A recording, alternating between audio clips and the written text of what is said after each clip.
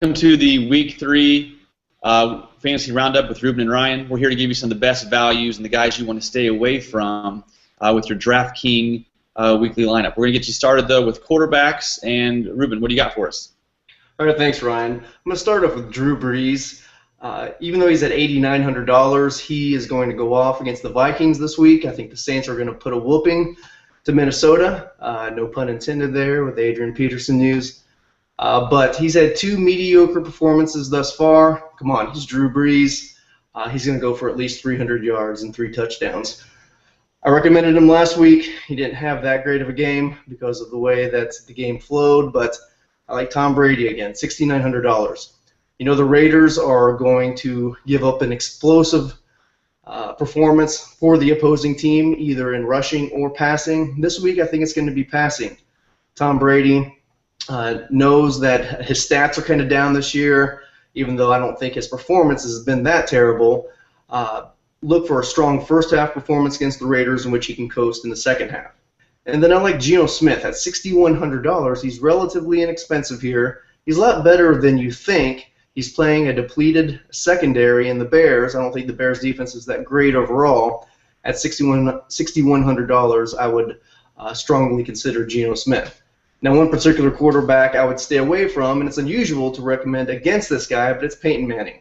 At $8,800, he's just a little too expensive, playing at Seattle. Maybe they have vengeance on their mind. Maybe they'll come out with a win, but I don't see a typical 300-yard, 3 TD plus performance from Peyton. At $8,800, that's too much of a gamble to take. All right, at running backs, what do you think, Ryan? The most expensive running back I'm going to recommend is going to be from the Eagles, LaShawn McCoy. I know that Darren Sproles has sort of stole some of his thunder these first 2 weeks, but they're playing Washington at Philadelphia. It's going to be a high-scoring game. I look for McCoy to get a bulk of the carries and maybe get 1 or 2 touchdowns against the Arskins. Some mid-level guys to look at would be both of the running backs from the Patriots. I think Vereen, he had 0 catches last week. Belichick typically likes to mix up his game plan. So look for Vereen to get a bunch of catches against Oakland, maybe get them a big lead. And that leads me to Stephen Ridley as being a good value at $4,700. If the Patriots get up to a big lead, look for Ridley to get a bunch of carries. He had over 100 yards and a touchdown against the Vikings last week when they had that big lead. 2 other guys I need to look at, both running backs from the Saints. Pierre Thomas is at $4,900, and Kyrie Robinson's only at $3,900. With Ingram being out, I look for Thomas to continue to be the third down back, get a lot of catches, and I look for Robinson to get some of the goal line carries. As far as stay away back, a high-priced guy is Matt Forte. The Bears have a high-powered offense, but they're playing at the Jets, really strong run defense. So look for Forte to have one of his worst games of the year going against that strong run defense. How about receivers? All right, I'm going to recommend 3 receivers here who are all moderately priced. I'm going to start out with Mike Wallace at $5,800. He's playing Kansas City. Kansas City has given up the 5th most fantasy points to opposing receivers thus far. He's been targeted 19 times. That's good for 11th most in the league. At $5,800, I think he's a pretty good deal. You know he can always break one off for 40, 50, 60 yards. I would take the chance. Marquez Colston at $5,400. For some reason, he put up a goose egg last week. I can see both he and Breeze huddling up right now, planning away, scheming to come up with the monster stats for the weekend. At $5,400, I think he's a good bet. I recommended Drew Brees at quarterback. He's got to pass to someone other than Jimmy Graham versus the Vikings secondary, which is not that great. And then Torrey Smith. And you're thinking, Torrey Smith, he's been horrible this year. Yes, he has. But a particular strategy that worked well for me in fantasy overall last year was targeting second receivers on teams who were going up against a shutdown corner.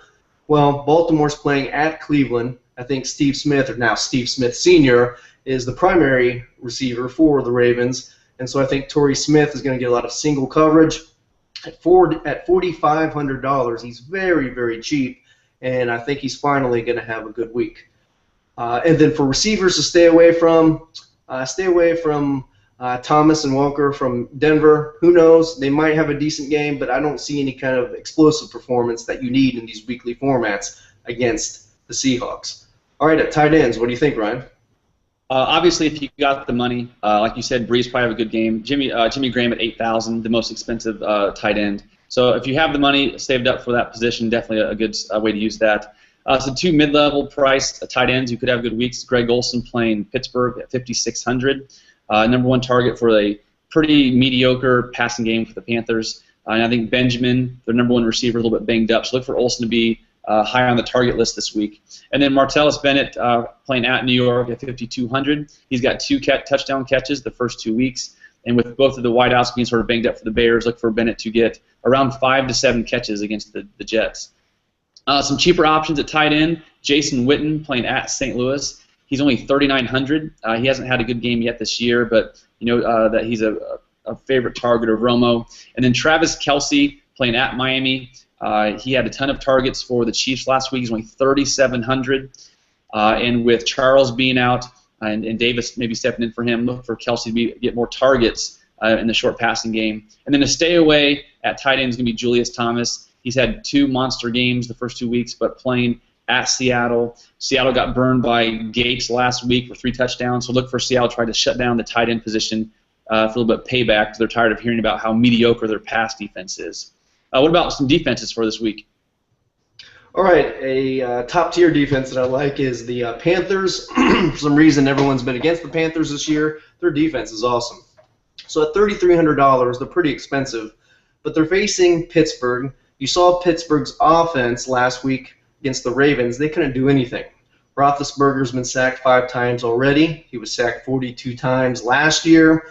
Carolina already has 7 sacks for their defense. I think even if Pittsburgh can score a couple touchdowns, they're going to give up quite a few sacks and a couple turnovers. The Giants are, they're not a good team, but I don't think they're an 0-3 team. I think they're desperate. And I think the defense is going to come through considering they have such an inept offense. At $2,900, they're cheap. And think about it. Is Ryan Fitzpatrick really a 3-0 quarterback? Would you even start him in a pickup game? And then the Dolphins. You might be thinking the Dolphins. Well, the Dolphins, they played really well against New England week 1. They came up a little Irvin last week, and by Irvin I mean short, against the Bills. But the Bills might not be halfway bad. They might be a halfway decent team, and their defense wasn't terrible last week. Well, they're playing Kansas City and Alex Smith.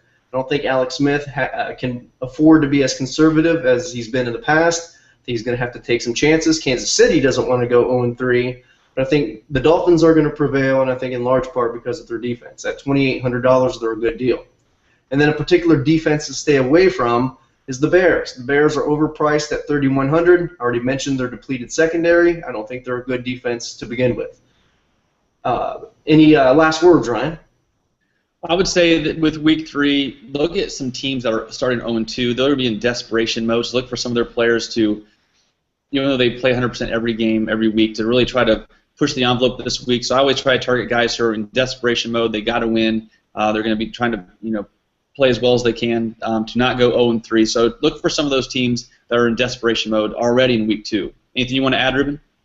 No. Once again, to refer to Irvin, Sean Irvin is the only person we know who is under 5'6", and probably the only person we know who is shorter than my Filipino mother. So we wanted to acknowledge him in some kind of way. And then if you need fantasy knowledge, more importantly here, if you need fantasy advice, hit us up on Twitter. We're at FantasyProfs, P-R-O-F-S. Any kind of advice that you need, we're more than glad to help you out. And also make sure to check out fflockerroom.com for the latest updates on player injuries, some player rankings, and any last-minute changes to rosters that you need to make. Thanks for watching, and good luck in this week with your DraftKings rosters. Who's behind you? My father-in-law. I forgot to mention that. I forgot to mention his 3 playoff appearances.